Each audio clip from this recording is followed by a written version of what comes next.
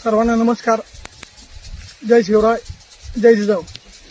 मी सरपंच गणेश भास्करराव काकर, गड ग्रामपंचायत कार्यालय चिखला खंडाळा येथील सरपंच असून या गेल्या 2-3 दिवसामध्ये जे माझ्या चिखला गावातील वातावरण हे जे दूषित झालेलं आहे त्याची सत्यता, माझी विनंती आहे सर्वांनी अगोदर सत्यता तपासावी व त्याची पडताळणी करावी की त्यामागची सत्यता काय आहे.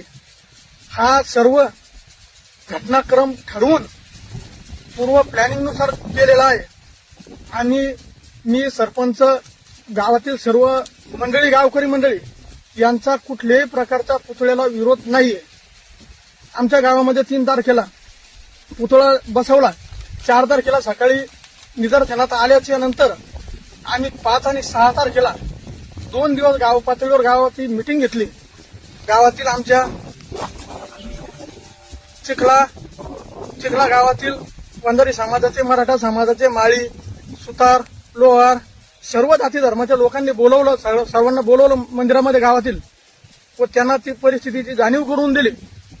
सगळ्या लोकांचं, गावकऱ्यांचं एकच मत आलं की हा जो पुतळा मध्यभागी मांडलेला आहे तो आपण एका ठिकाणी कुठेतरी घेऊ याच्यासाठी, जेणेकरून मध्यभागी घेतला तर गावातला कुठलाही कार्यक्रम घेण्यासाठी अडचण निर्माण होईल किंवा भविष्यात तिथं एखाद्या कार्यक्रमामध्ये त्याच्या शेजारी, पुतळ्याच्या शेजारी पेपर वगैरे काढल्या जाईल, काही विटंबना घडू नये भविष्यात.